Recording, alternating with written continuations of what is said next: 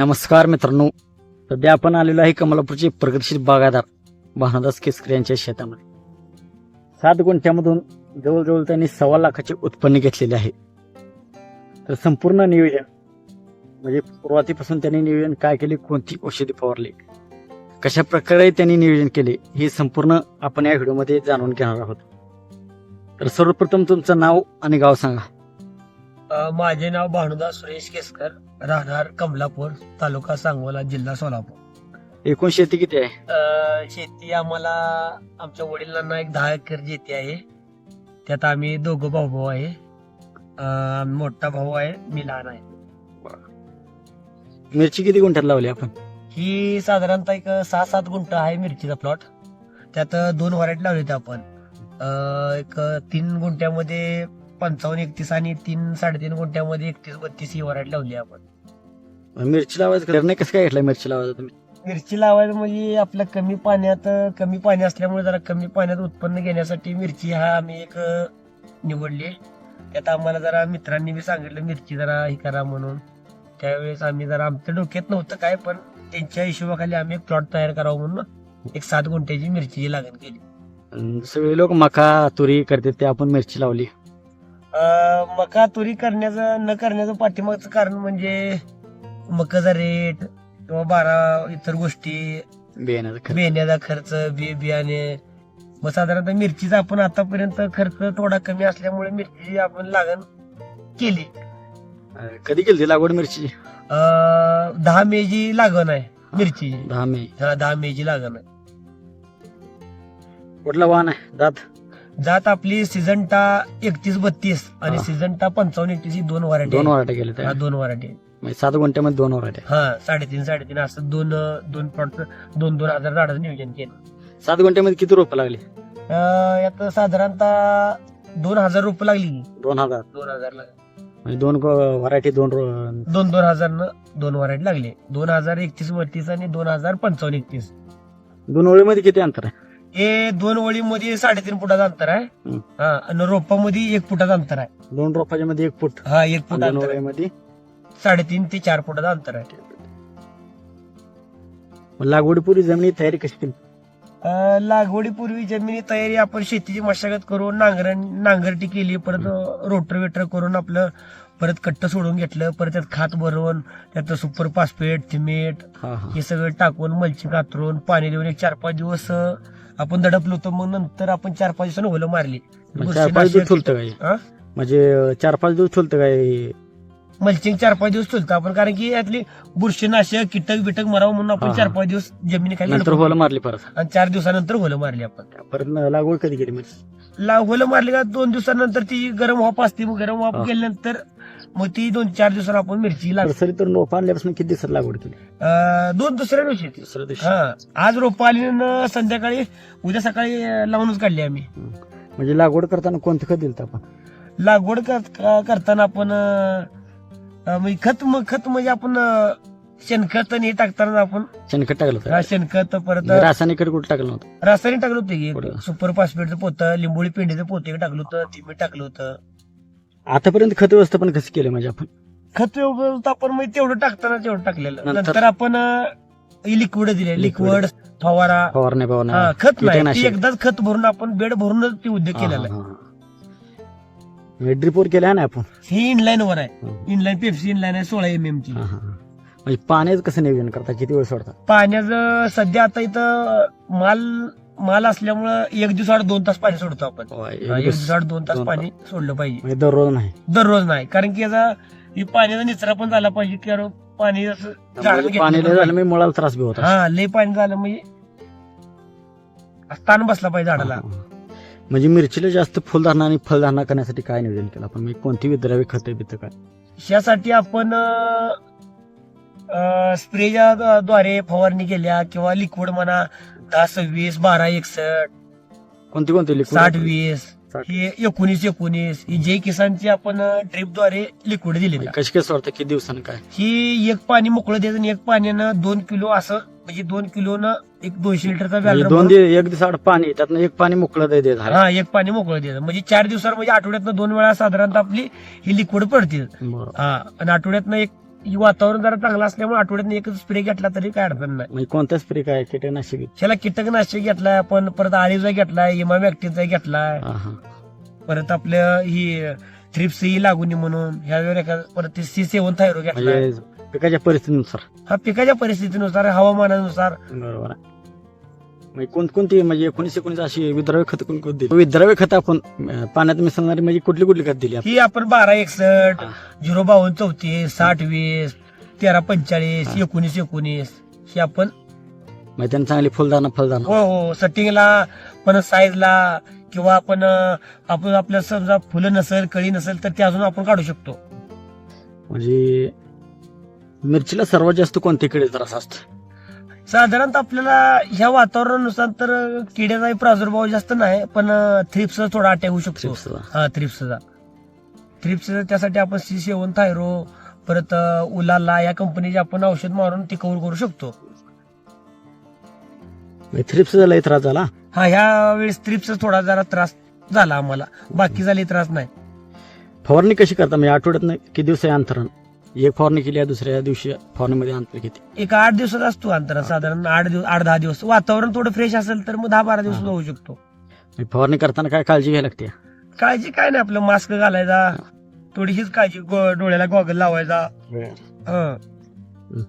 लागवडीपासून पहिली तोडणी किती दिवसांनी किती? म्हणजे पहिला तोडा किती? लागवडीपासून साधारणतः आपली तोडणी एक 60 दिवसांनी झाली की 60 म्हणजे साधारण 2 महिन्यांनी झाली.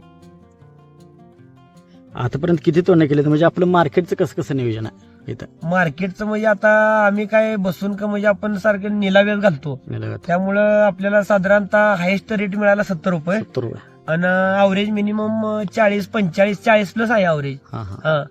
साधारणतः आठवड्याला एक 200 ते 220 किलोच्या दरम्यान माल निघतो. म्हणजे जवळ आहे मार्केट? मार्केट आपलं साधारणतः एक 3-3.5 किलोमीटर आहे सांगोल्यात. म्हणजे एक दिवस साडगा रोज तोडता मिरची? आठवड्यात एक 4 ते 5 दिवस तोडतो आम्ही. म्हणजे शुक्रवारी आणि सोमवारी गॅप देतो. म्हणजे एका दिवशी किती निघते मिरची? एका दिवशी आपली साधारणतः 60-70 किलो निघते हायस्ट. मग अवरेज तसं 40-50 किलो आहे. एका तोडणीला किती निघते मिरची?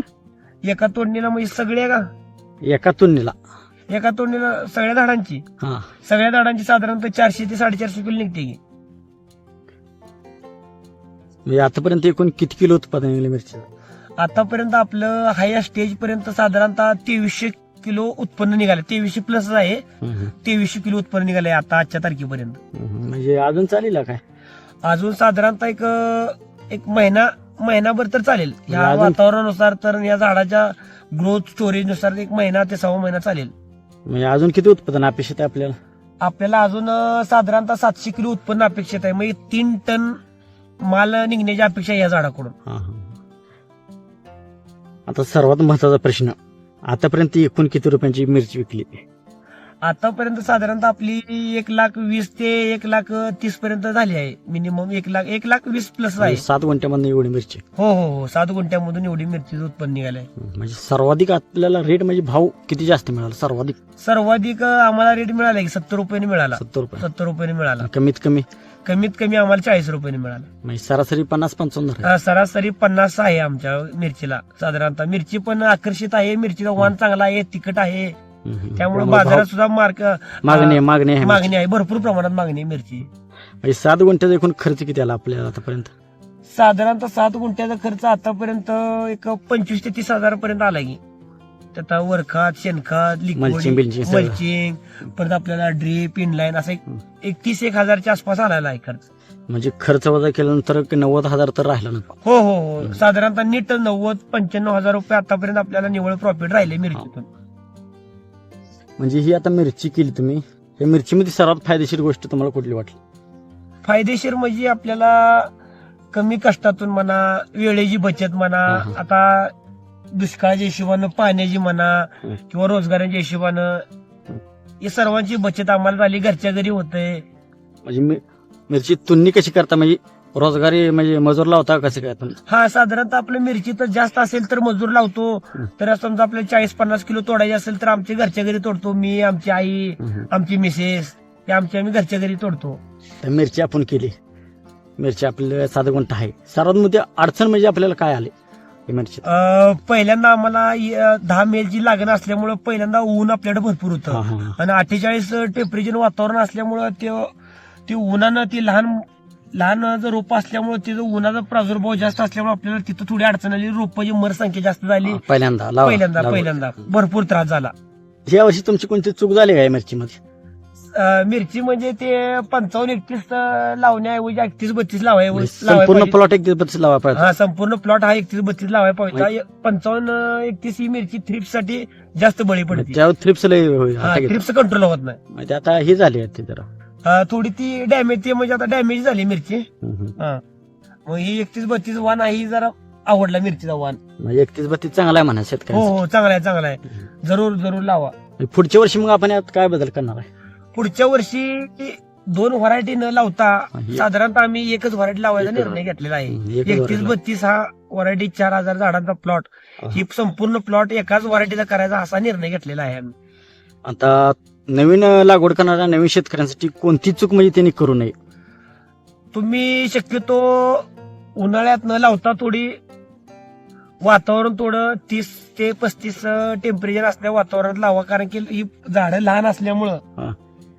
झाडांची मुळं लागून येण्याची क्षमता थोडी कमकुवत असते. म्हणजे थोडक्यात जून जुलै मध्ये हा, लागवड. तुम्ही साधारणतः पाऊस तुमच्या वातावरणानुसार म्हणजे परिस्थितीनुसार तुम्ही योग्य ती लागण करावी. म्हणजे उन्हाळ्यात लय तो रोप जाण्याचा धोका आहे. जाण्याची शक्यता धोका जास्त आहे, कारण की ऊन असल्यामुळे त्या उन्हाचा प्रादुर्भाव असल्यामुळं झाडांची मर होण्याची संख्या जास्त राहते. हा, हा.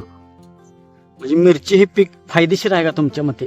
हो, नक्कीच फायदेशीर आहे, 100% फायदेशीर आहे. कारण की कमीत कमी आपण क्षेत्रातून जास्तीत जास्त उत्पन्न कसे घेऊ शकतो हे आज आपण मिरचीकडूनच शिकलेलो आहोत. म्हणजे एकदा मिरची जर चालू झाली तर परत 2-3 दिवसाला सरळ निघते म्हणा मिरची. हो, रोजच्या रोज आपण प्रत्येक दिवशी आपण डेली तोडू शकतो 40-50 किलो. म्हणजे आता जी व्यवहारात जी पैसा जी लागणार आहे, म्हणजे त्या मिरची ह्याच्या बाजार बिजार. हो, अगदी 100%. म्हणजे तुमच्यासाठी 7 गुंठ्याची मिरची फायदेशीर म्हणायचं. अगदी मोलाचं योगदान झाले मिरचीचं. म्हणजे आता शेवटचा प्रश्न बघा, जर एखाद्या शेतकऱ्याला मिरचीची लागवड करायची असेल तर तुम्ही तुमच्या अनुभवातून त्याला कोणते सल्ले द्याल? आम्ही आता एकच सल्ला देतो, त्यांनी आपली मिरची लावताना योग्य प्रकारचा वाण निवडावा, जेणेकरून आपल्या बाजारात चालावी. म्हणजे आपल्या स्थानिक परिस्थितीनुसार. हा, स्थानिकपणे आपल्या बाजारात कोणती मिरची चालते, कुठल्या मिरचीचं आवक जास्त मागणी आहे, त्या हिशोबानं आपण शक्यतो लावावी. ज्या मिरचीला मागणी जास्त आहे ती मिरची जास्त बाजारात चालते. म्हणजे आता ही मिरचीचा प्लॉट आता तो संपलाय थोडक्यात तुमचा, म्हणजे 1 महिनाभर चालेल. महिनाभर अजून आता दुसरी लागवड करणार आहे का तुम्ही? हो, आता आपलं 30 ते 5 सप्टेंबर मध्ये 2000 रोपांची लागण आहे. म्हणजे सीझन 31-32 हीच करणार? व्हरायटीची. हो, म्हणजे ह्या व्हरायटीने तुम्हाला म्हणजे प्रॉफिट दिलं म्हणायचं? हो, 100% ही व्हरायटी आमच्यासाठी प्रेरणादायकच आहे. धन्यवाद, तुम्ही आमच्यासोबत एक बातचीत केली. हो, खूप धन्यवाद, तुमचं पण आभारी आहे. थँक्यू.